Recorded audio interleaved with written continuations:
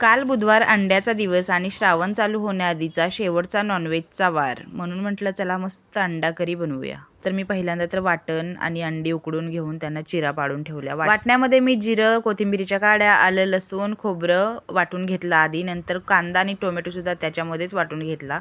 कढईमध्ये तेल घातलं, त्याच्यामध्ये हे वाटण घालून छान परतून घेतलं. थोडीशी आलं लसूण पेस्टसुद्धा घातली. वाटणात थोडं मीठ टाकलं आणि तेल सुटेपर्यंत वाटण परतून घेतलं. वाटणाला तेल सुटलं की थोडेसे मसाले घालायचे. यामध्ये मिरची पावडर, हळद, गरम मसाला आणि थोडासा चिकन मसाला घातलेला आहे.